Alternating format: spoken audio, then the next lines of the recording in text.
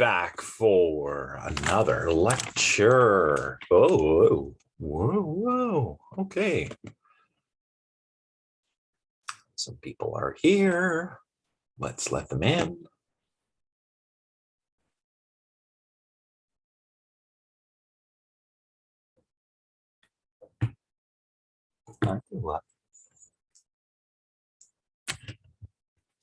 Okay. Hi, everyone. We'll just wait a few minutes for more people to arrive, and then we'll get started.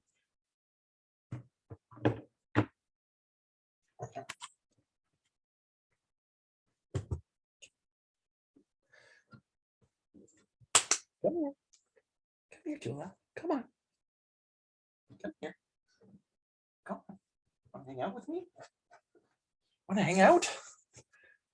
Want to hang out? Wow. Wow. Oh. Oh. Oh. Yes. She's so terrible, this one. Oh, hi. Come on, let everyone in. Oh, hi. Hi, Tula. Hi. Hi. Hello. Ah. Hello. Why don't you go bug your Sarah? You can go bug your Sarah. Oh. Bob.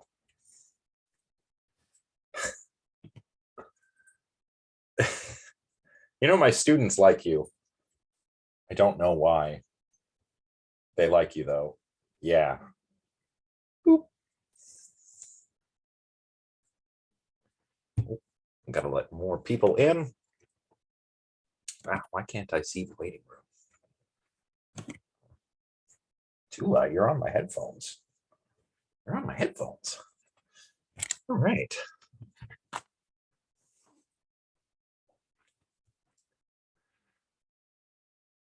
Let's see. I have 7:31 on my computer and 7:34 on my phone, but I think I'll go with computer time today to make sure as many people get here as possible before we begin. I also don't think that we'll be, well, we might not go as long as we usually do today because I've decided to switch it up per my announcement on See You Learn and Discord. However, I will discuss that in a moment once some more people get here. In the meantime, what are you doing? What are you doing? You can hang out and you can just hang out here and look cool, Tula.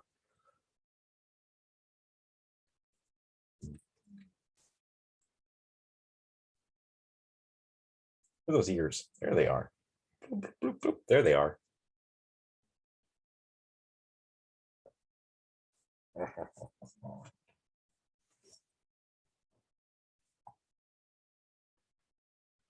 All right. Well, got 9 people so far.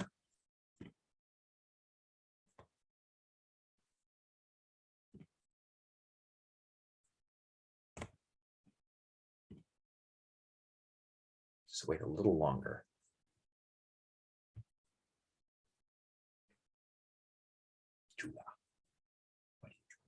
What are you doing? Are you going to teach the class today? Hmm? No. No.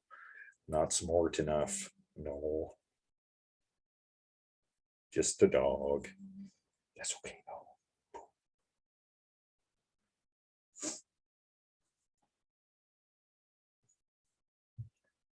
There you go.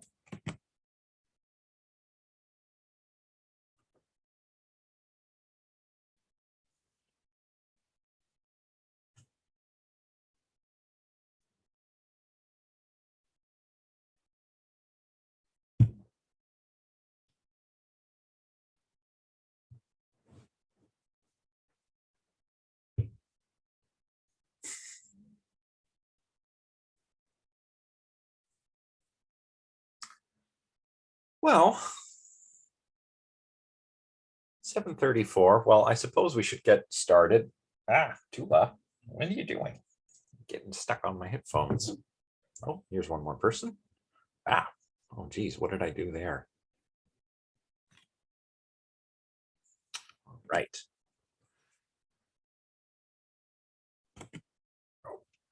Tula, you keep lying on my headphones.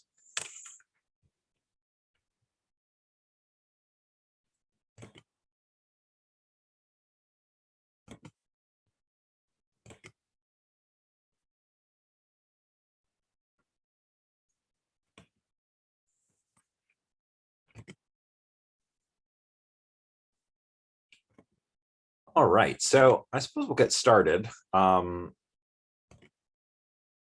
see. All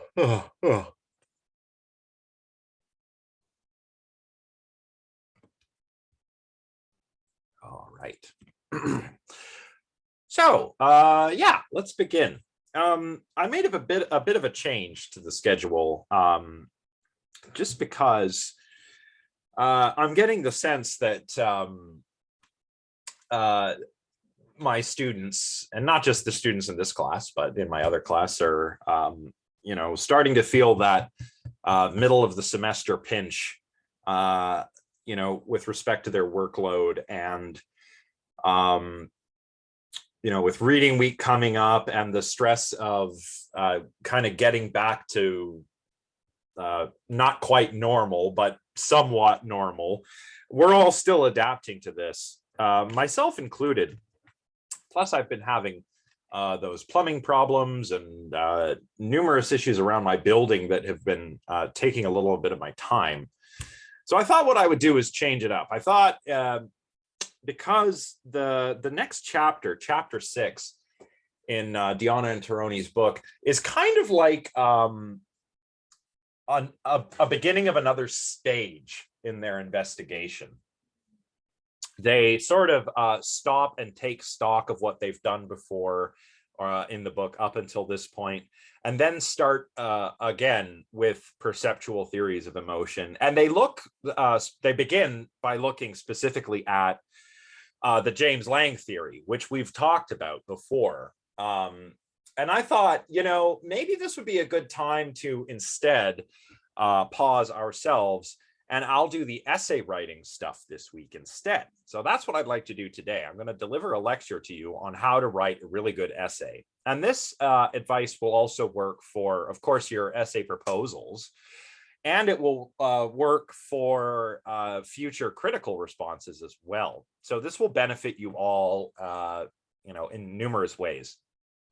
And then for Thursday's class, what we'll do is have kind of like a workshop. And whoever wants to come to the Zoom meeting can. If you have an idea for your essay that you're thinking about, bring it, and we can all workshop everyone's ideas together. And if you don't have an idea, that's fine. We can all try to come up with some ideas together too.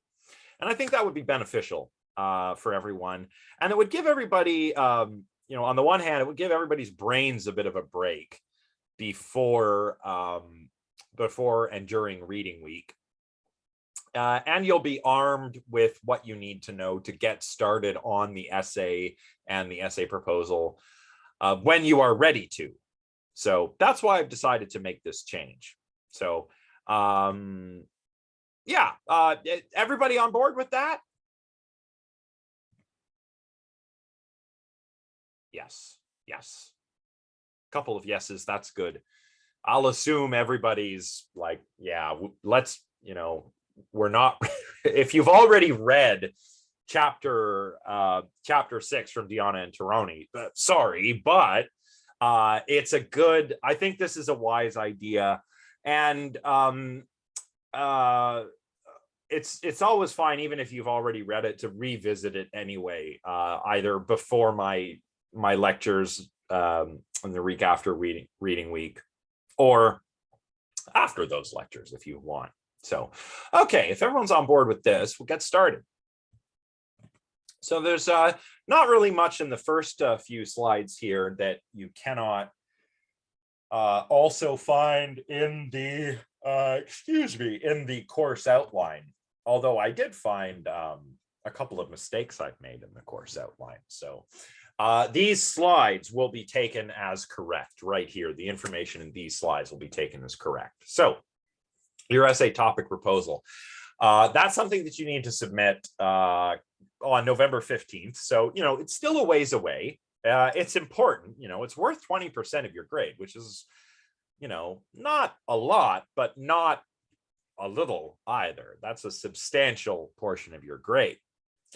You're going to want to aim for probably 500 to 600 words. You could go a little bit longer if you wish, but definitely don't go any longer than a critical response. Try to think that this assignment is going to be actually quite similar to your critical responses, except it's going to be more of a plan, a plan of attack, if you like. And I will have a template available for everyone, by the way, which outlines the different ways I want you to do this. I'll probably open one up and show all of you actually as we proceed. Just to answer your question, Ellen, the proposal is worth 20%. But the essay is worth a different percentage. The essay is actually going to be worth 45%. So just the proposal is worth the 20%. Yeah. And you'll want to aim for 500 to 600 words. If you have to go a little bit longer, as I said, that's fine. Just go no longer than you would for a critical response. So no longer than like 750 words max. People still arriving. That's okay. I will have a template, but that said, don't forget to include all of the important information. Oh, excuse me. Don't forget your student info, your course info. If you want, you can try to come up with a nice, catchy working title. Whoops. That kind of describes what your paper is about.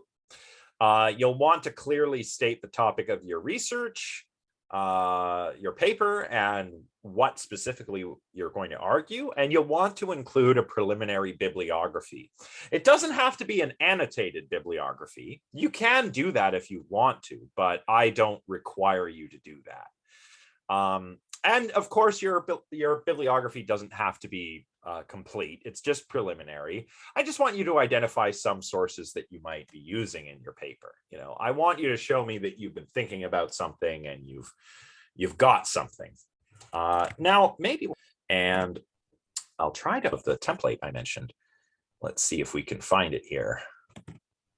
I'm still screen sharing, so hopefully everybody can see this.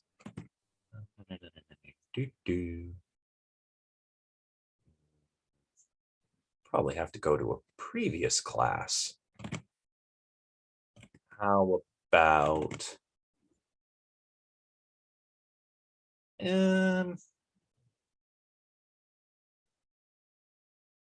how about here? I know I have. Nope. Jeez, what the heck did I do with it?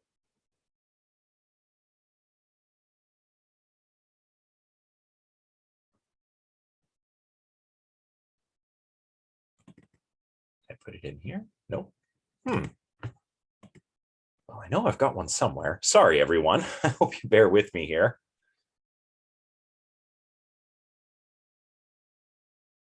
Where did I put it?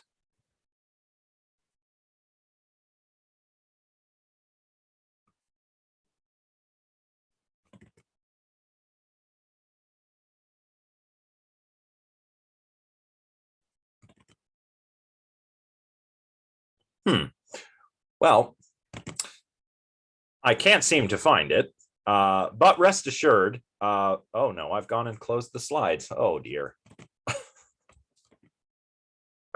It's been one of those days. There we go. Anyway, I wasn't able to find it there, my bad, but the template will be available on CLearn. And it kind of has these, same with the reading response template, it has little sections that I basically will just get you to fill out. For example, I'll ask you for a title. I'll ask you for an area of interest. So I want you to kind of just describe the area that you're thinking of tackling, your area of interest, and why it's interesting.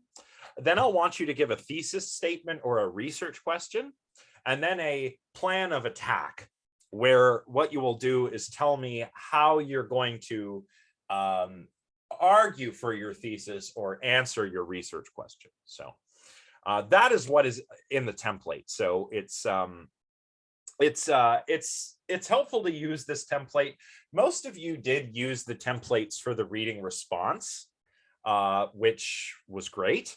A few didn't, and that's fine. You don't have to use it, but the template tells you everything that I want to have, namely the title, area of interest, thesis, and plan of attack. So other than that, how will you go about writing it? Well, you need to start with an area of interest, right?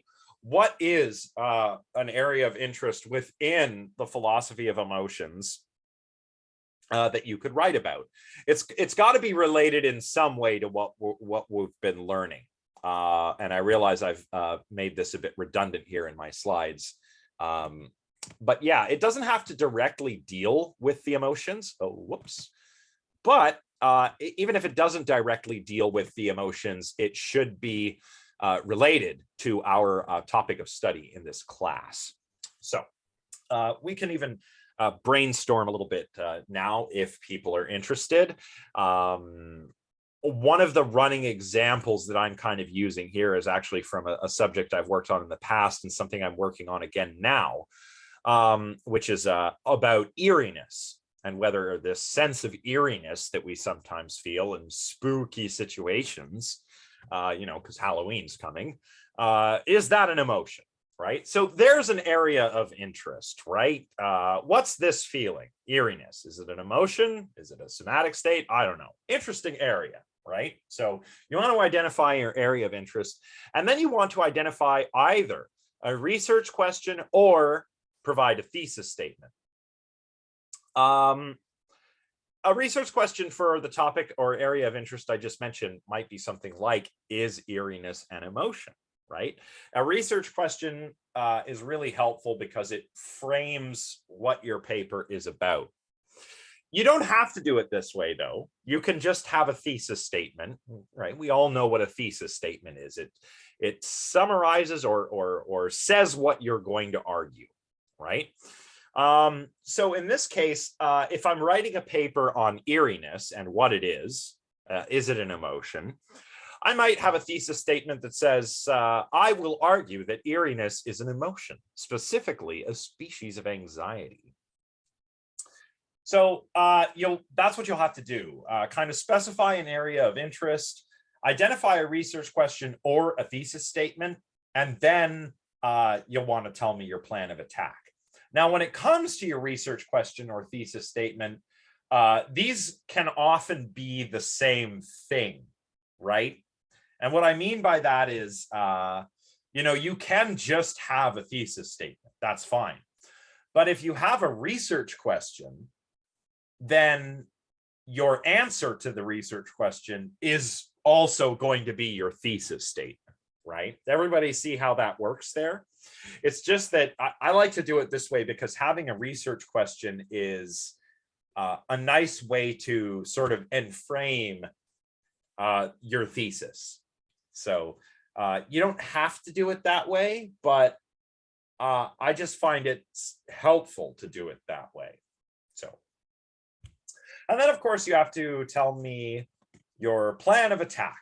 And, if the paper you end up writing turns out to be a little bit different from your plan, that's okay. This is also that I can see where you think you'll want to be going with your paper, so that I can see that you're on, excuse me, so I can see whether or not you're on the right track, So you'll want to tell me if you've gathered any sources, any evidence, how you'll be using that. What other things are you going to look into? Maybe give me a sketch of your argument or the argument you think you want to make. Basically, you're just trying to tell me how you think your paper is going to go. And it's okay if the final paper ends up being different from the essay that you from the proposal. If your final essay is not exactly the same or argues the opposite, that's okay. The essay proposal is so that I can make sure that you are all off to a good start when it comes to preparing for the final essay, of course. So that's why we're doing it this way. So does anyone have any questions about the proposal part of the final paper?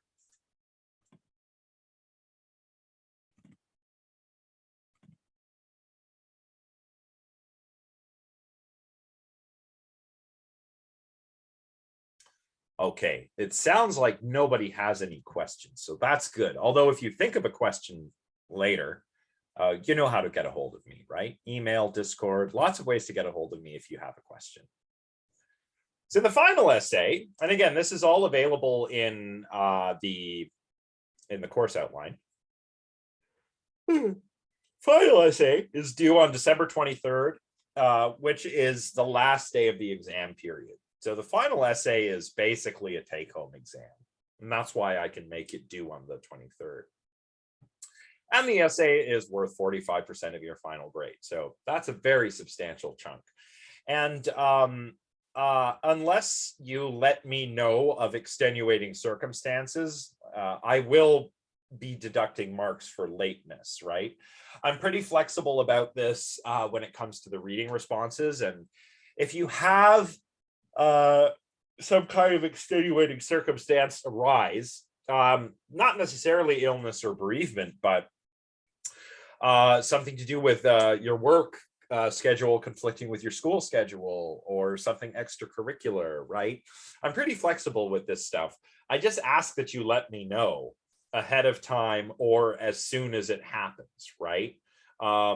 If you let me know, I won't deduct any marks. But if the essay's late and you only tell me 5 days after the deadline, oh, I'm sorry it was late because of this, well, you know, I'm going to deduct marks for that. Just because, you know, I'm not going to be mad if you tell me ahead of time that you need more time. I will do whatever I can to make sure that you are able to get the assignment completed, even if you have to do it a little bit past the deadline. So, you know, please don't be afraid if anything comes up to let me know, and I'll work with you. But if you don't let me know, there will be marks deducted if the paper is late. So do contact me as soon as possible if extenuating circumstances arise. All right, where are we now? All right, well, obviously all of the essays are going to be typed because everything is typed nowadays. All the submissions are electronic. I prefer double-spaced in 12-point font, but if you forget to double space, that's all right. You'll want to submit your essay, as with the critical responses, in Microsoft Word format, so the doc file extension. Failing that, you can do PDF, but don't do any weird file formats besides those that I can't open. Because if I can't open them, I can't grade them, of course. So yeah, don't do that. Stick with MS Word or PDF. And remember, everybody should have access to Office 365 or whatever it's called, right? It's the Microsoft Office suite. You can download it and you can log in with your My Carlton 1 credentials and use it for free. So you have Word, PowerPoint, Excel, all of the important stuff that you can use for free with your My Carlton 1 information. So aim for between 2,000 and 2,500 words. This is, of course, not including your bibliography or title pages or even footnotes. If you have footnotes, those don't usually count towards the word count either. Again, you probably could go a little bit longer than 2,500 words, but I wouldn't go very much longer than this, right? I'd try to keep it below 2,750 max. If you find that the body of your paper is over 3,000 words, you need to try and shorten it. Long essays are nice. They can be fun to read, but I have to read all of the essays, not just one long one. So that's why I'd like everyone to sort of respect the length requirements. So it's okay if you go over the maximum length by a few hundred words. Definitely do not go under 2,000 words, because 2,000 words is really not that much, right? It's hard to say anything important in 2,000 words, let alone less than 2,000 words. So definitely don't go under 2,000 words. And of course, you have to include a bibliography or a works cited section. You need to cite your work properly. I've noticed that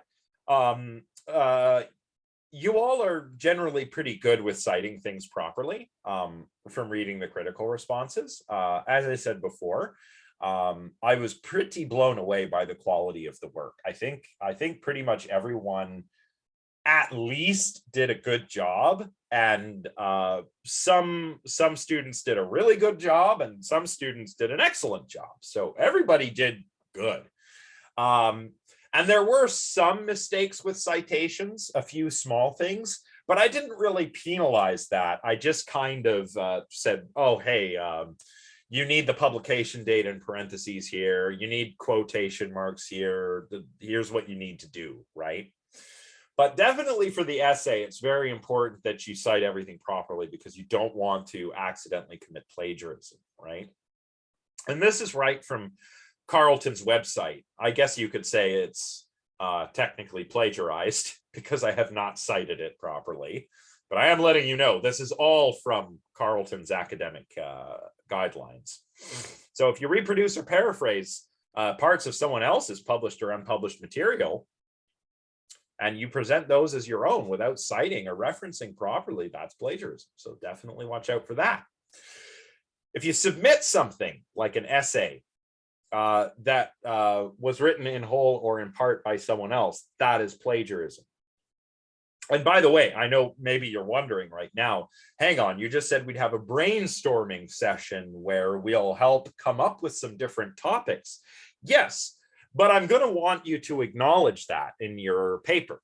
For example, if we come up with an idea together, and some of you choose to write about that idea, you'll probably want to add a little footnote in your introduction that says, I'd like to thank my fellow classmates in Phil 3540 who helped inspire this idea, right? You'll want to put something like that in there, just to let the reader, me, know that you're like, oh, I heard about this cool idea, and now I'm going to talk about it, right? The essay is the final exam. Yeah. So yeah, Ellen asks, do we have an exam? Well, the essay is the exam. It's like a take-home exam, right? It's not timed. You just have to have it submitted by the last day of the exam period. That's why it's worth so much of your final grade. Yeah. Yeah. Great. Excellent. Glad that clears things up. So yeah, don't submit anything that was written in whole or in part by anything else. And these are easy to catch. Not that I suspect any of you would do this, but sometimes students think they can get away with copying and pasting things from other papers or from the internet. And that is just so easy to catch. Just don't do it. Okay. So yeah, I don't believe any of you will, but you never know. Anyway, using ideas or direct verbatim quotations or paraphrased material or concepts or ideas without appropriate acknowledgement, that's plagiarism. So you have to acknowledge everything, even pictures, images, figures, quotes. They all need to have a source, and it all needs to be properly cited. Using data or research findings. I mean, this doesn't really apply here. This is more about doing empirical work. You have to always use proper citations. Failing to use quotation marks even can count as plagiarism. Often I will know the difference between intentional plagiarism and just forgetting to have a quotation mark. And I will just, if you've just forgotten the quotation mark, I'll just tell you, oh, you forgot the quotation mark here, right? But if I can see that you've just like taken a line out of Diana and Tironi's textbook, for example, and used it as if you came up with it, then yeah, that's a problem, right? This last one, handing in substantially the same piece of work for academic credit more than once without prior written permission of the course instructor in which the submission occurs. I interpret this to mean the following. And by the way, I'll preface this with this thing here that I must not forget to say. If you've worked on an idea in another class, and maybe you've written a paper that you want to build upon for my class, maybe you're taking a psych class, or you've taken a psych class or a neuroscience class or a cog sci class, for example, where you wrote a paper on the emotions. I don't mind if you use parts of that in the paper you handed for me, but you need to do it properly. You need to have my permission. You need to let me know. And you can do this by indicating this in your essay proposal. You can say, in my neuroscience class with, you know, Professor so-and-so, I wrote a paper on, I don't know, the amygdala's function in our fright response, right? And maybe you want to bring that to bear on something from this class, so you need to use portions of that other paper. That's fine, but you need to let me know. You also need to cite your source. And yeah, the source is your own work. Doesn't matter. You still need to cite it. So you can say, you know, if it was me, according to my previous research, and then, you know, Redstone 2015 or whenever I wrote the thing, and then I'd cite my own paper in the works cited page. That's fine, but you know, you just have to do it properly.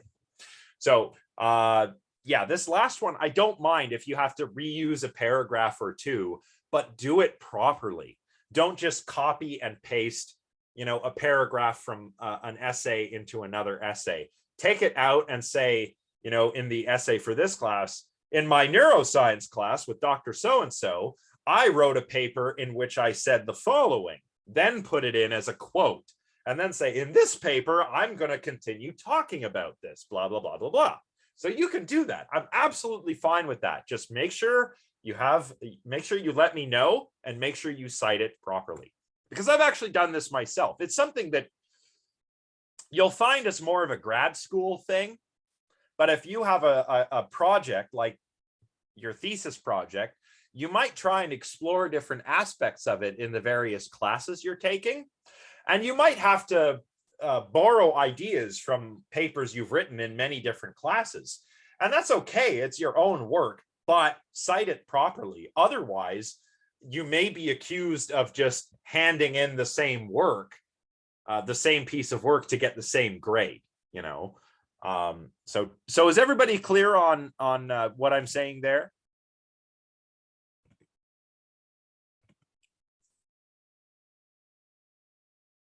It seems as though everyone is clear. Nobody seems to be not clear. So that's good. All right. Citation style, real quick.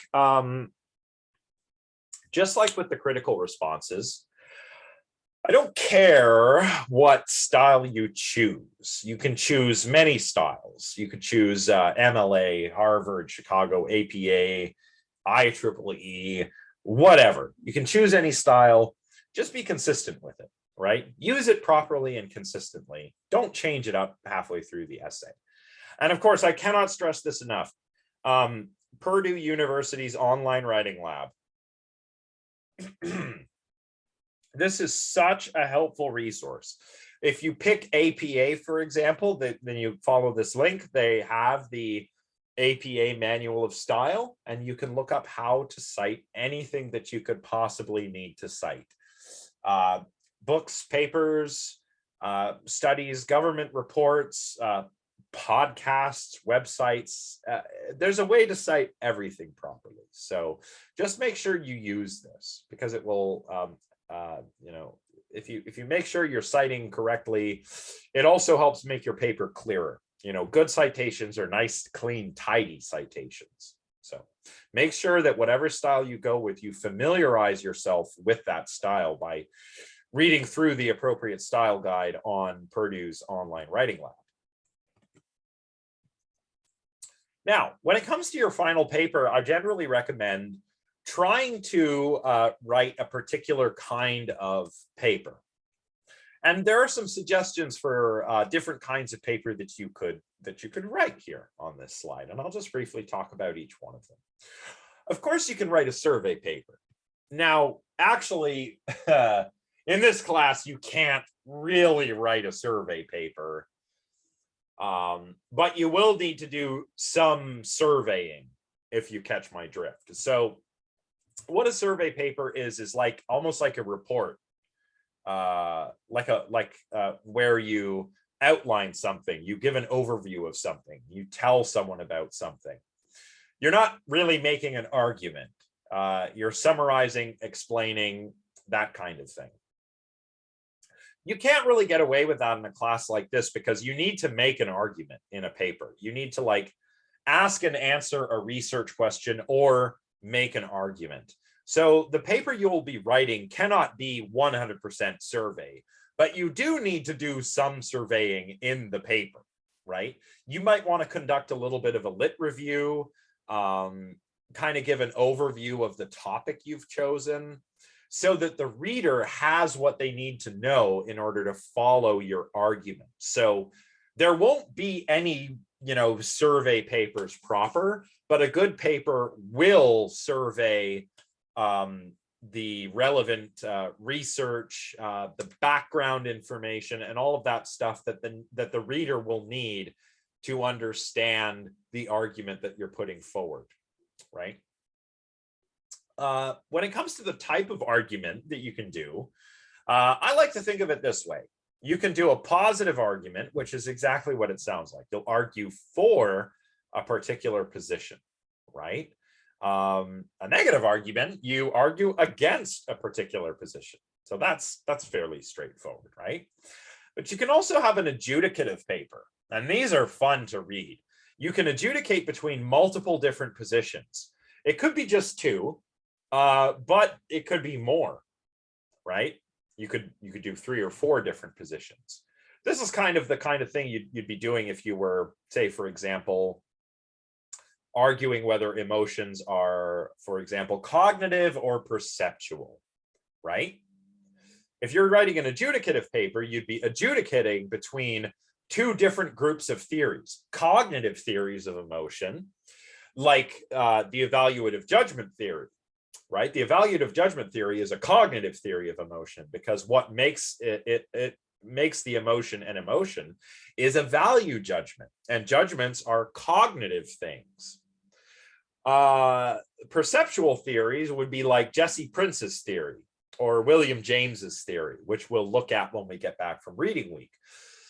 Perceptual theories are arguing that emotions are kind of a bodily representation. They indicate to us the core relational theme of an emotion, and in that way they are embodied judgments, right? So an adjudicative paper would try to adjudicate between these 2 theories, and then at the end arrive at some conclusion as to what is the better approach, cognitive versus perceptual theory, right?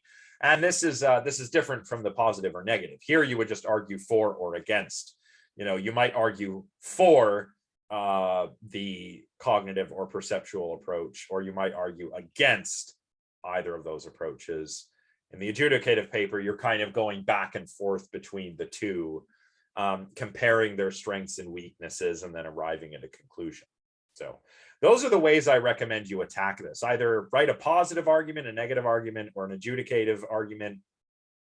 Let me know in your essay topic proposal which you will do. Write what you're going to be surveying. What's your area of interest? What's the research you've got?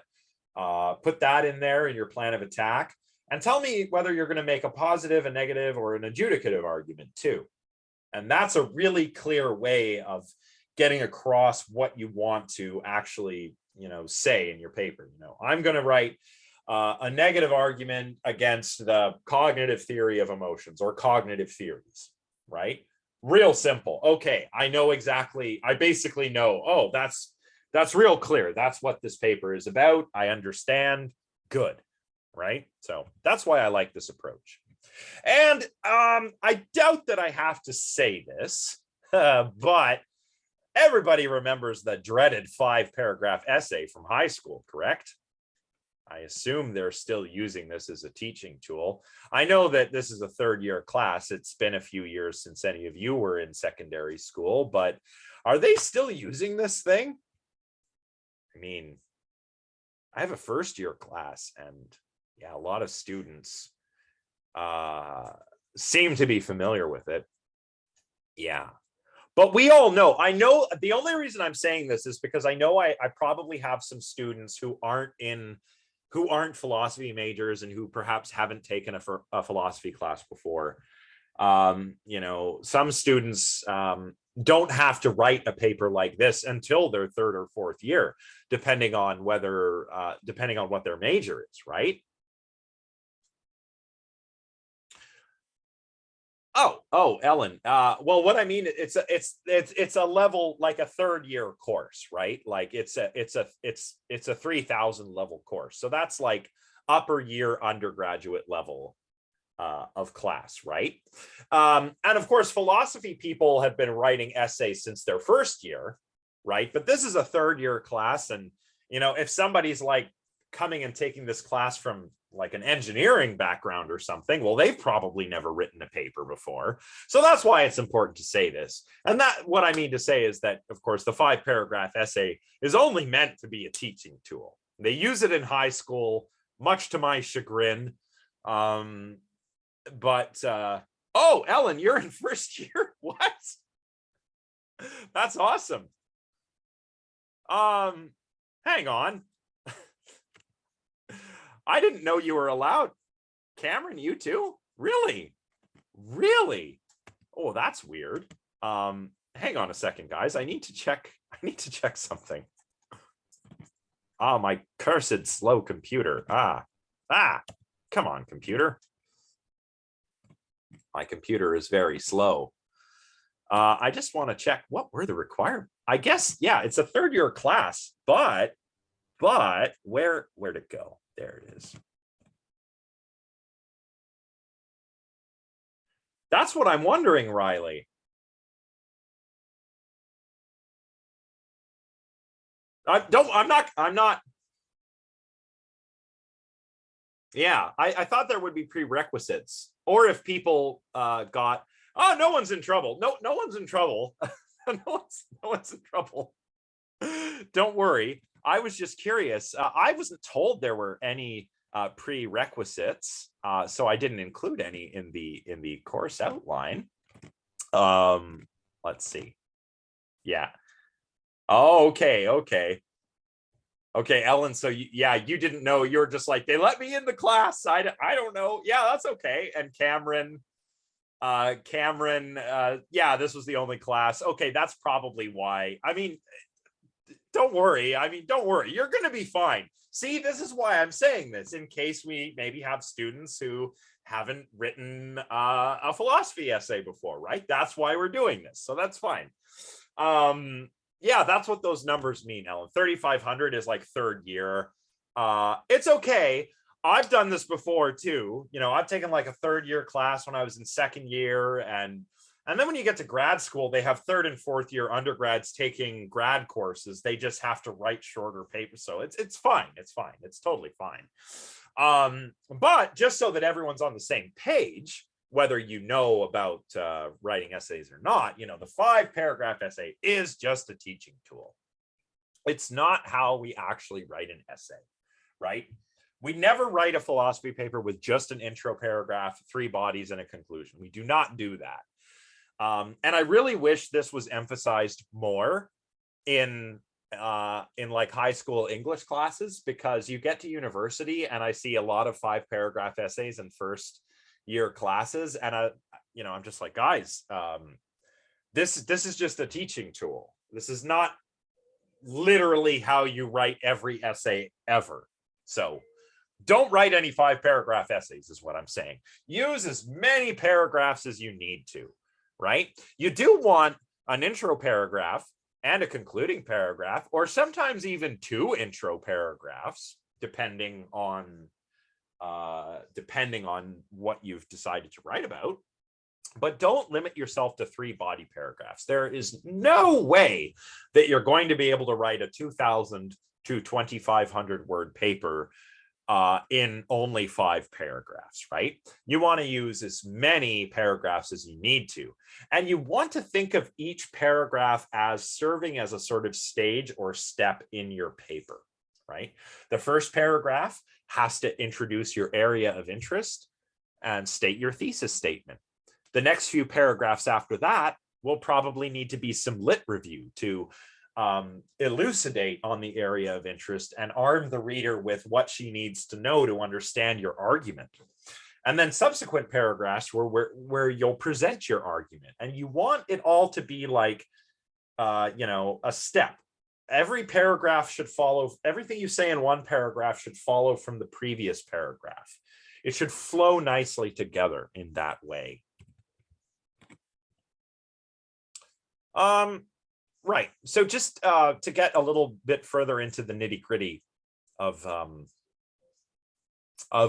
what you're supposed to be doing. Again, this is for people who are perhaps new to philosophy.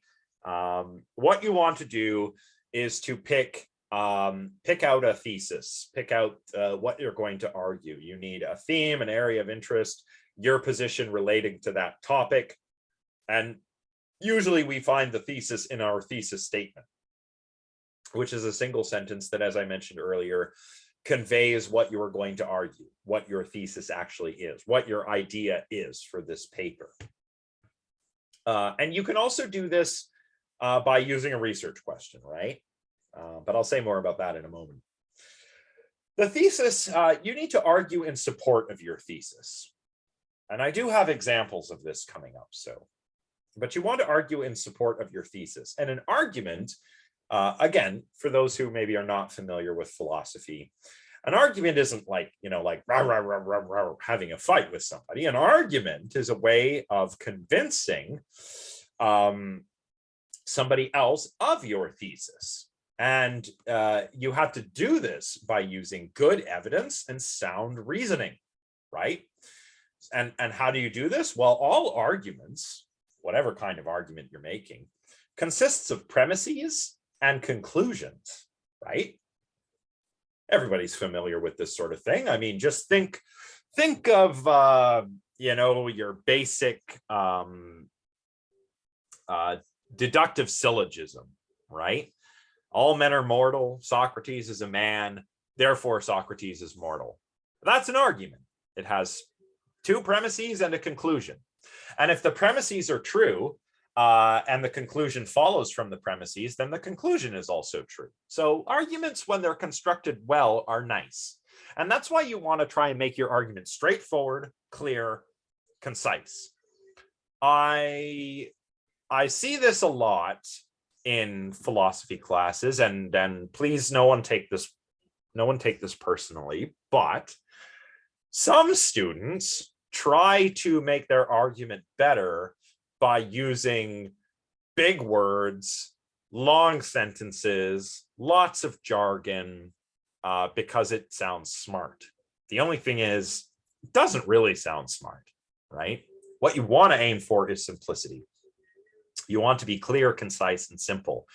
You want, like the textbook authors, you want punchy sentences that really hammer your points home. You don't want to write like Aristotle or somebody, where every sentence is a paragraph long and it's all full of semicolons and dashes and stuff. You don't want to do that here. You want to keep it short, sweet, punchy, concise, and clear. Don't try and use big words just to sound smart, okay? Because sometimes people use the wrong big words and they end up sounding nonsensical. So don't do that, at least not without consulting a dictionary or a thesaurus. And also, you've got to use proper reasoning. You want to avoid logical fallacies. And at the end of this class, we'll go through some of these if you want to, because I think, what time is it? I think we will have the time. Oh my gosh, it's 8:22 already. Holy moly. Okay, so yeah, you want to avoid jargon, avoid wordiness. You don't want long, cumbersome sentences. You want nice, short sentences.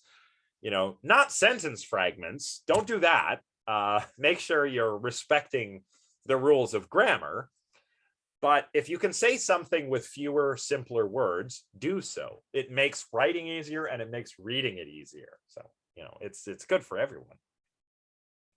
So to convince someone of your thesis, you have to have an argument. But your thesis doesn't have to be expressed in a thesis statement. Your thesis can also be framed in a research question, as I said earlier.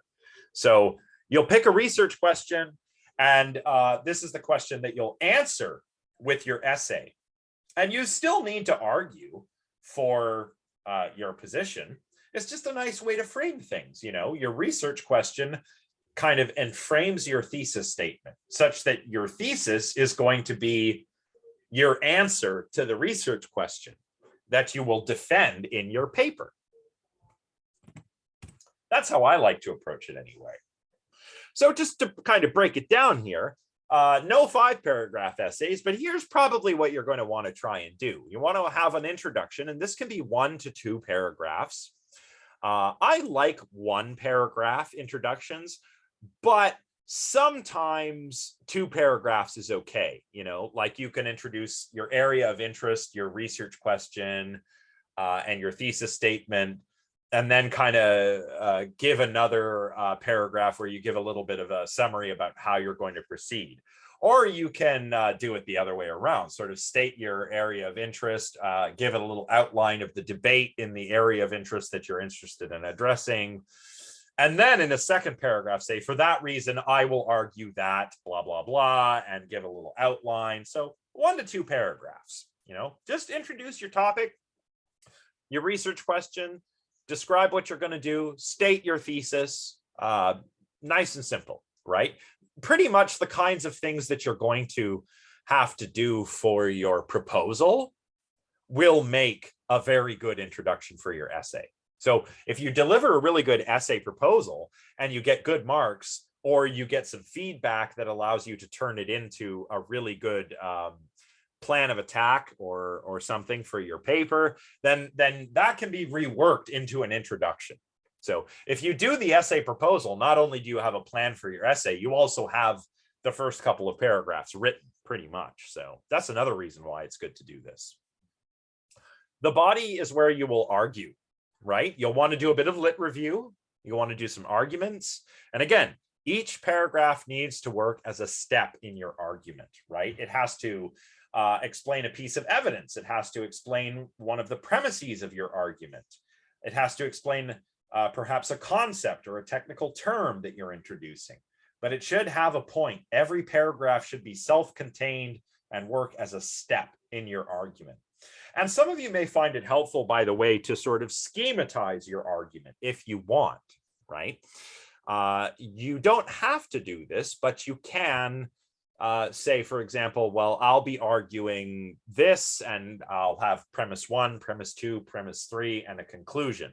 And maybe a few different paragraphs, like 2 or 3 paragraphs, will explain the background information and deliver that premise, so that you can go from this sort of schematic argument, P1, P2, P3, therefore conclusion, to a long form, you know, sort of treatise that presents the same argument. You don't have to do it this way. And in fact, I almost never do, but some philosophy students do find this helpful. So if you're one of those students, you can absolutely do it this way. And then for your conclusion, you want to restate, summarize, right? Summarize your paper. It's basically going to be like a rewritten version of your introduction. Summarize what you've just done, restate your thesis, state your conclusion. Deanna and Tironi's books are very good. The book chapters, actually, the way they write their chapter introductions and chapter conclusions is kind of like what I want you to go for in this essay. So if you're not sure, definitely look to the textbook for an example. Just to get back to the point about language, again, I can't emphasize this enough. Plain, simple language. Don't try and sound smarter by being overly complicated, right? To paraphrase Albert Einstein, things should be as simple as possible, but no simpler. So that's what I encourage all of you to aim for. And of course, use a thesaurus, use a dictionary. If you want to use a big word or a technical term, make sure you're using it correctly. And this is also fun because it helps you increase your vocabulary. And who doesn't want to increase their verbosity? I know that I love increasing my verbosity. So, you know, use a dictionary, use a thesaurus. It's very helpful in this regard.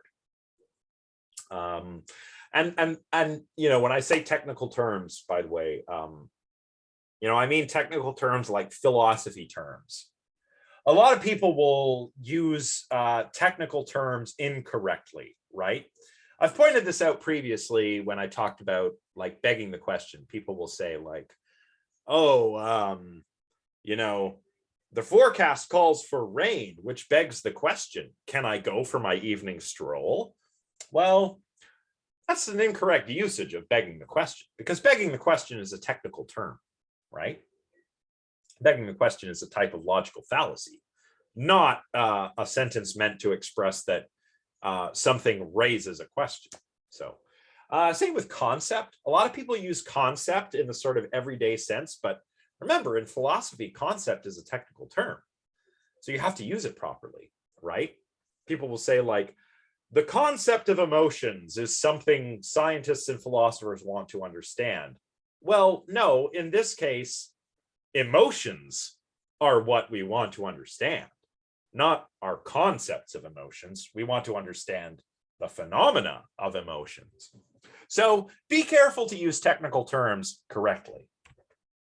When it comes to language, just like with the proposals, you can use first person pronoun. You can use third person pronoun. You can even use the royal we if you want to sound fancy. You can say, we will argue that X, Y, and Z, right? But you can also say, I will argue that. That's fine. It's okay to use the first person pronoun, but try not to write too informally. Don't give me needless details like, I found this reading really cool, you know, like don't do that. You don't need to do that. But you can say something like, I believe this reading misses a key fact about this emotional phenomenon. You can say that, but don't just give me like personal thoughts and anecdotes. Tell me what you think. Tell me what you believe. Tell me what you're arguing. So, and third person is fine too. I don't know why. I guess it's an English studies thing. In high school English classes are where you learn to write essays, and English studies people say never use I, and this is just ridiculous to a philosopher, because go and read any philosophy journal, any article, pick it at random. We're all using the first person pronoun I. So nothing wrong with that. Watch out for stuff with punctuation, sentence structure, especially semicolons. A lot of people don't use semicolons correctly. I often recommend that it's just best to steer clear of them unless you know you are using them correctly. And watch out for other things. Comma splices, sentence fragments are a big one. You know, sentence fragments. Sentence fragments are like, if we take a whole sentence and split it up into smaller sentences, it becomes fragmented. We don't want that. We also don't want run-on sentences, right? We don't want those. Those should be broken up into smaller sentences. We want to watch out for parallelism. You know, you want to keep your tense the same. Don't switch from past tense to present tense in the same sentence. Don't switch from singular to plural in the same sentence, right? Keep the tenses the same. That's parallel. You want to watch out for that stuff too. A few more do's and don'ts. Do always assume you're writing for an intelligent layperson, right? Pretend that I don't know anything about the emotions. You know, I'm a smart person, but I don't necessarily know anything about the topic that you're writing about, which could be true if you're writing about something that's related to the emotions, but that I haven't lectured on. Maybe I don't know anything about it and I need you to clearly explain it to me. So assume I'm smart enough to understand what you're going to say, but that I don't already know what you're going to say. Don't try and dumb down, just explain things clearly and concisely. And try and use inclusive language, right? Don't use mankind, right? Use humanity because it's humanity. Don't exclusively use he, like if you're talking about examples, like if so-and-so sees a spider and he is afraid, right? Don't use that throughout your paper. Change it up a little bit like the authors do, right? Use some he's and she's and some ones and some they's, you know, use different pronouns, change it up, right? And of course, be mindful of technical terms. What else? Oh, this isn't in the slides, but know since the dawn of times, right? You know, this old thing. It's the worst way you could possibly begin an essay. Since the dawn of time, mankind has wondered about the emotions. What? No, we haven't. The dawn of time was like what? 14.5 billion years ago? Or no, people only recently evolved on this pale blue dot orbiting the sun. So no, we haven't been doing anything since the beginning of time. Don't say that. And don't say mankind, say humanity. You can say something like, humanity has long occupied itself with understanding emotions and our emotional life. You could say something like that. But don't say, since the beginning of time, man has wondered why there are emotions. Just don't do that, right? Couple other don'ts. Don't caricature the position you're arguing against. Don't make a straw man, right? And I'll talk about this at the end briefly, but don't make a straw man out of what you're arguing against. Make sure you use correct phrases. Don't use incorrect phrases, right? Use raises the question, not begs the question. Myriad things, not a myriad of things. What are some other examples? Can we think of any other examples of phrases that are often not used properly that we might want to take care to watch out for?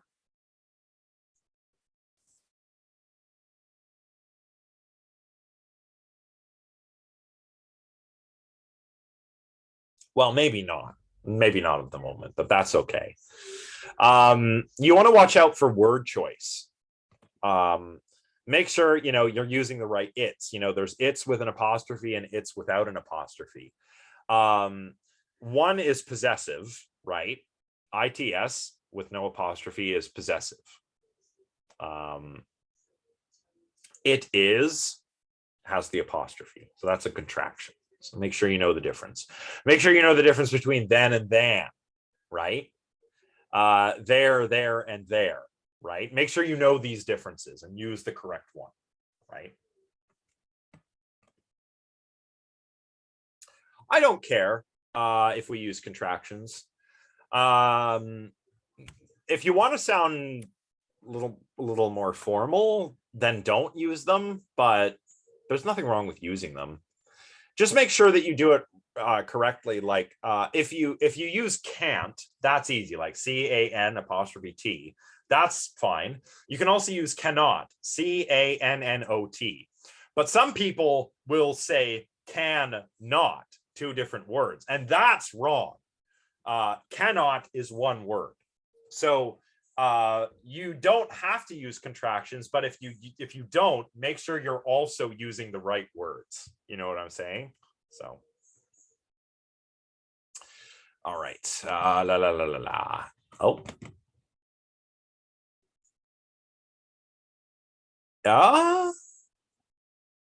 I don't think so. Therefore, well, you have to be careful where you use it. I don't think it's bad. You want to use therefore the right way. save it for your conclusion, right? Like, I have argued that blah, blah, blah, therefore I conclude blah, blah, blah, blah, blah, right? You can use therefore, but you need to use it in the right place. So it's not bad. It shouldn't be avoided. Just use it correctly.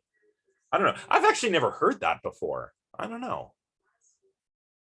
Any ways that we might not want to use therefore while we're on the subject? I mean, like what kind of use of therefore would be a bad use of therefore? Really? Which professors? I want to talk to them.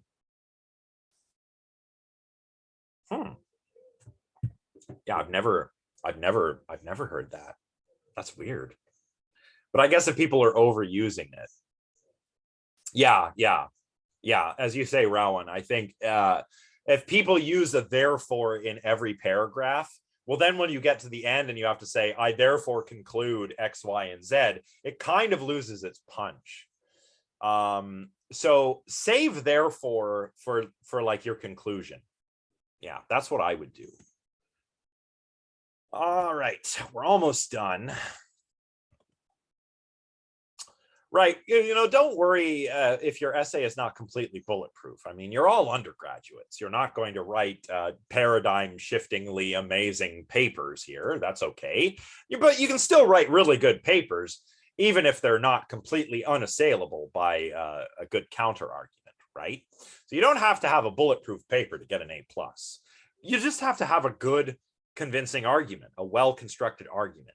You got to use evidence the right way. You've got to use sound reasoning to convince me of the truth of what you are claiming, to the truth of your thesis or the answer to your research statement. So, if you make a mistake or if you say something that, fails to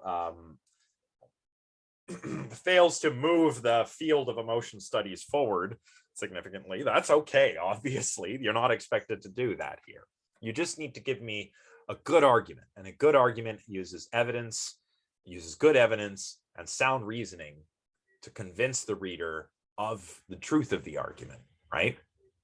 And you also want to make sure you're writing flows.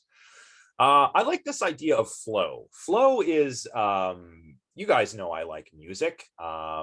In hip hop, I don't really listen to a lot of hip hop, but in hip hop, especially in freestyling, there is this idea of flow.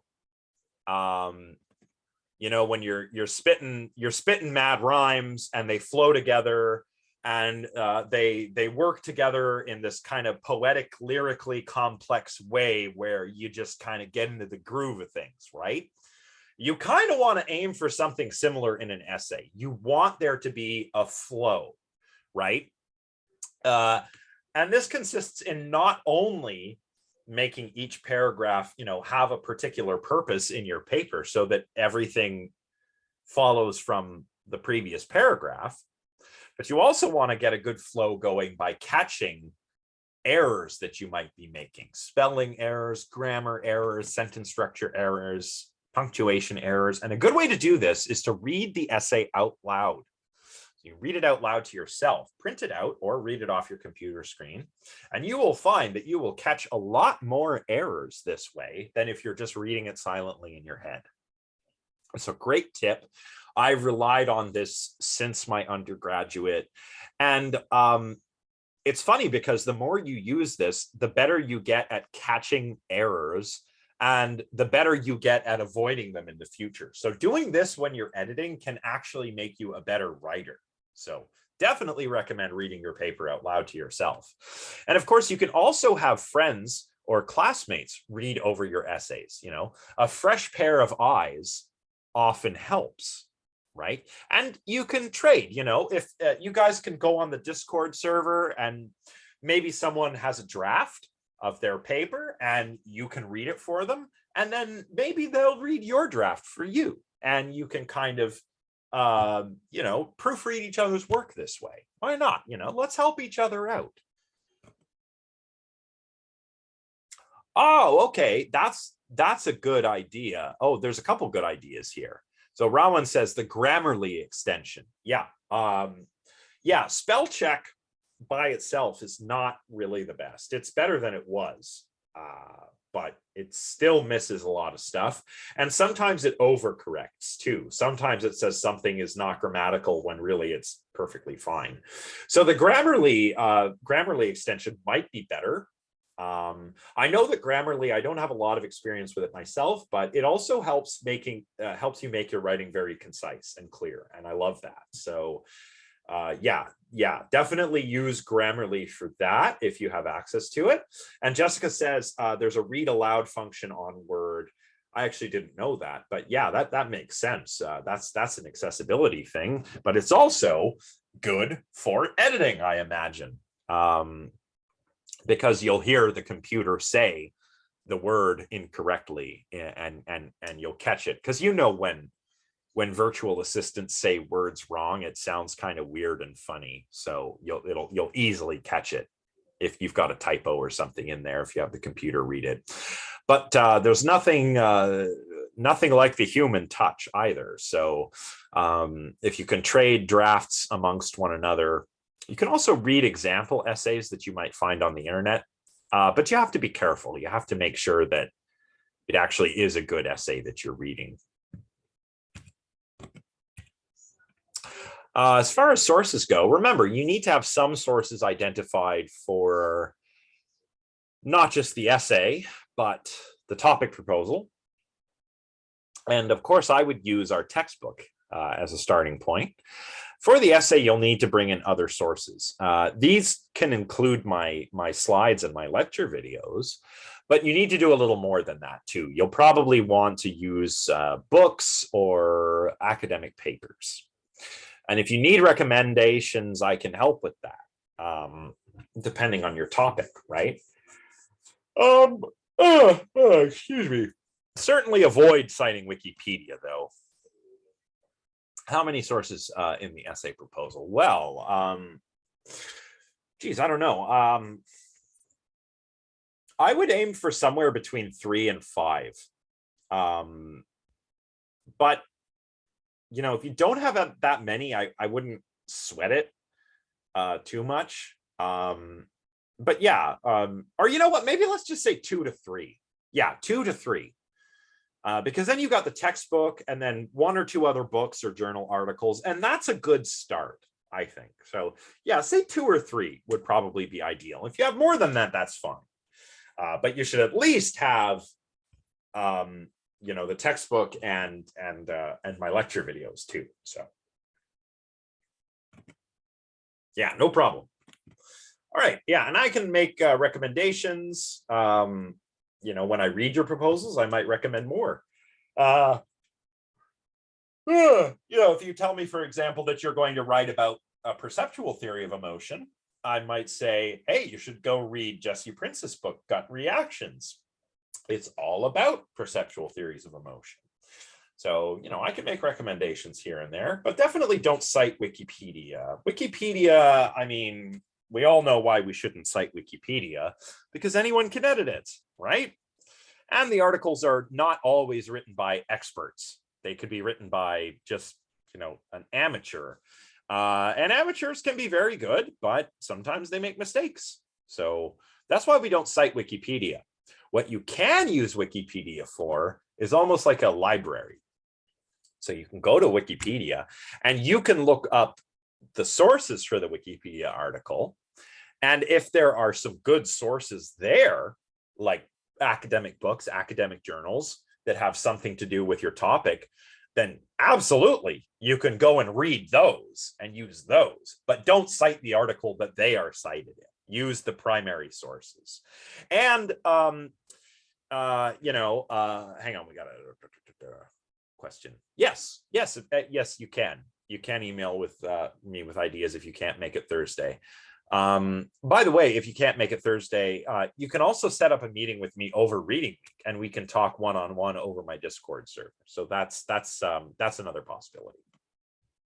So don't cite Wikipedia. You can cite things like the Stanford Encyclopedia of Philosophy. That's fine, because that is actually written and reviewed by philosophers. So you can use sources like that, but avoid Wikipedia. maybe use Wikipedia to sort of survey a possible area of interest, but go and find the reliable, keyword reliable, primary sources and follow those up rather than using the Wikipedia article. So here's a little example. This is based on something that I am working on at the moment, right? An example of how to use your area of interest to frame your research question or your thesis.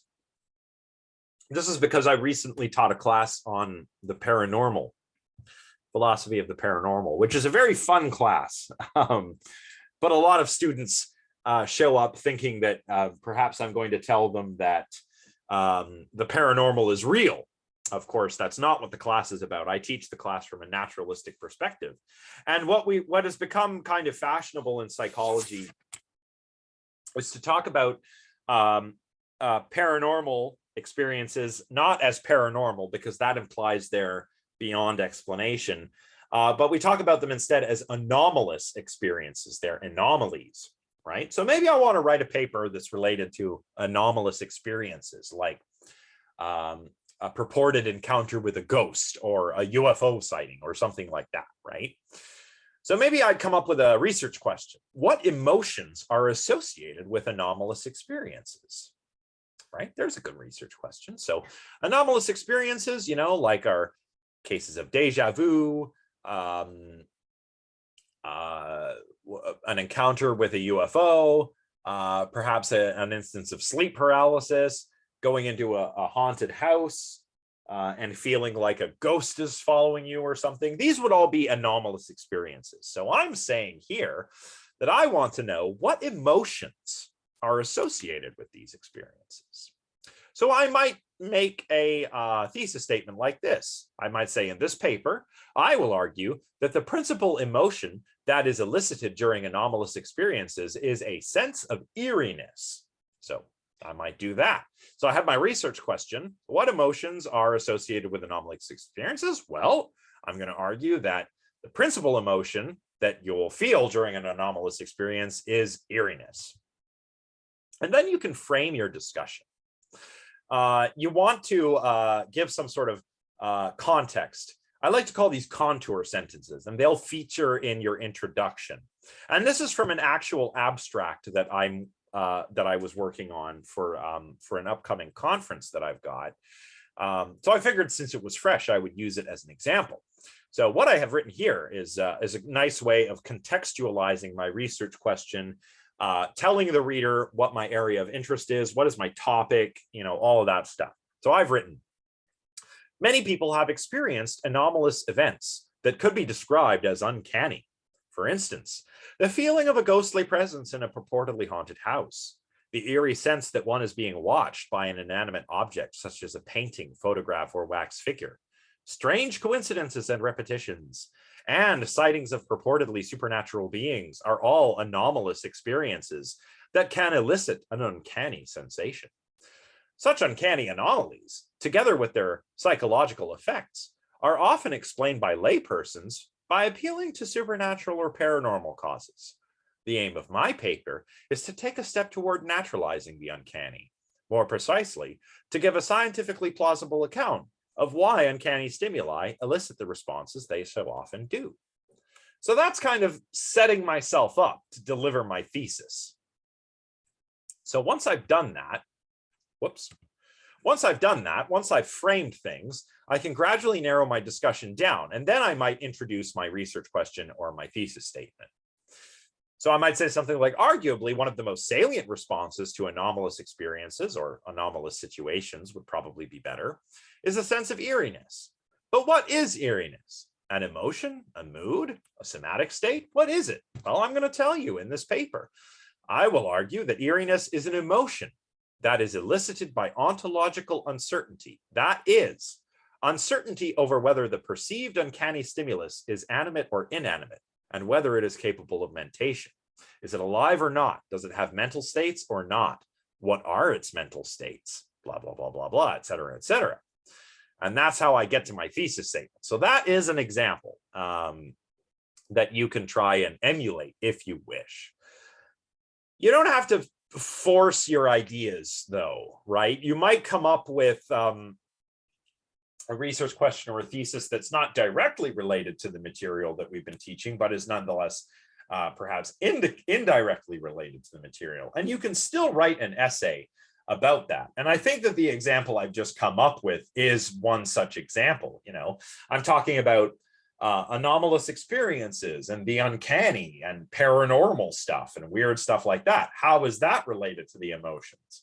Well, it's related to the emotions because we can ask, what are the emotions we're experiencing when we undergo anomalous experiences, right?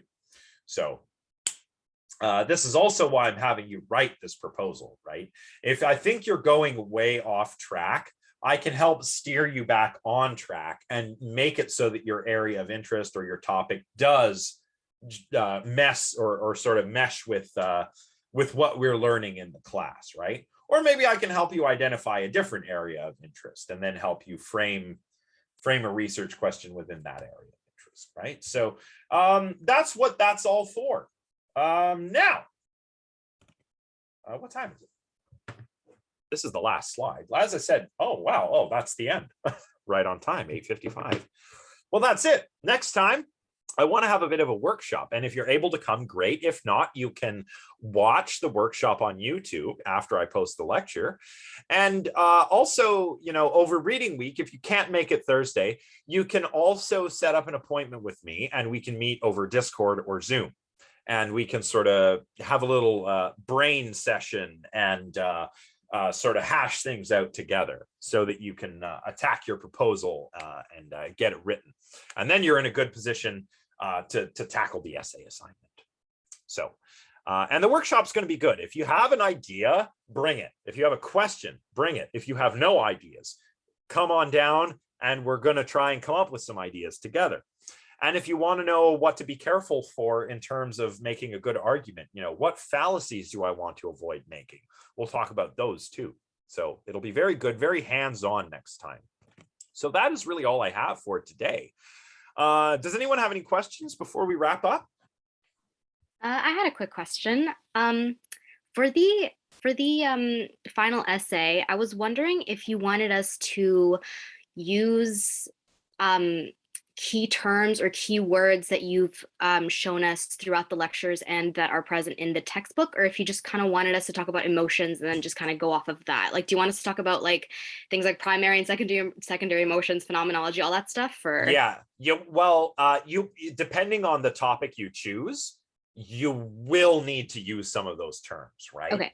Yeah, you will need to draw on some of them, and the textbook is a great way to define them. Right? You can say like, oh, emotions have phenomenology, which according to Diana and Tironi is this, right? So it gives you a great way to make sure you're using those technical terms in the right way. And, you know, but if you're not talking about like sentiments, then don't bother with sentiments. Just use the terms you need to use. Okay, perfect. Thank you. No problem. Any other questions? I had a question, but I just kind of wanted to save it for the end. So if anyone else wanted to talk, just go ahead. It's kind of like a just a direct question to the professor. Okay. Well, we'll see if anyone else. I have nothing in the chat. Is anyone else going to speak up over the microphone? I'll just wait a few minutes here.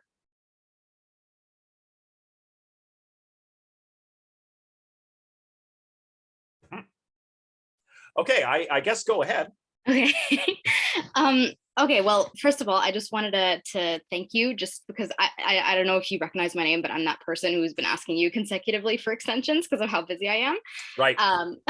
So I just wanted to thank you just for being so understanding, because it has been ridiculously busy for me. Yeah, I think, I mean, and kudos to speaking up about that, because I think everybody is in a similar situation right now. I mean, yeah. I know that I have no qualms about telling the class this, but like, I have found it weird trying to get back to normal. Yeah. And we're all readapting as we're getting almost, but not quite back to normal. And I'm willing to work with all of you in that regard. That's why I said, if there's a problem, let me know.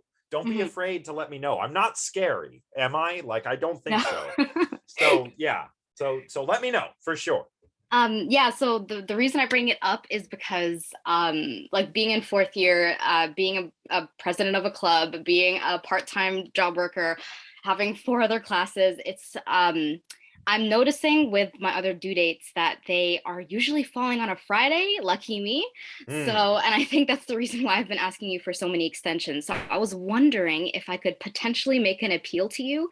I'm sure you have it set on Fridays because you want to take time to mark them maybe over the weekend, but I was wondering if it was at all possible that I could ask you to potentially have it so the reading responses are due on Sundays, just so we have the weekend to work on them instead of the weekdays. Yeah, I think that's, I mean, yeah, that would work for me too, because yeah, of course the idea is if things are due Friday, I'll do them over the weekend, but that's never how it goes because, you know, you have other real life stuff to do on the weekends or work stuff or something. So, yeah, I think maybe I'll just go ahead and make that change for all of the stuff so that it's on a Sunday or something. Oh, that Uh would be amazing. Thank yeah, you so and if much. people want to hand it in on Friday, they can still do that. So yeah, okay, yeah. Ellen in the chat says that's a good idea. She says that is amazing. So we will do this. Yeah. And I figure, yeah, no one's gonna complain like, oh, we have more time. Yeah, no one's gonna complain about that. But still, you know, I'm doing this because I get it, you know, like I think Yeah. all the students, all the profs, we're all just like flying by the seat of our pants throughout this entire pandemic. And honestly, I just want you all to learn stuff and do well. So if this helps with that, then yeah, why not? You know, Oh, thank you so much. I really appreciate it. no problem, no problem. Okay, Hmm. well, I'm gonna say good night and also good luck with your conference whenever that's coming up. It's in November. If you guys are curious, I'll provide some more information. I think it can be watched on YouTube after it happens. But yeah, I'll give some details later. So Okay, thanks cool. everybody. Thank you so much. Have a good night. Thanks everyone else. Good night. See you next time.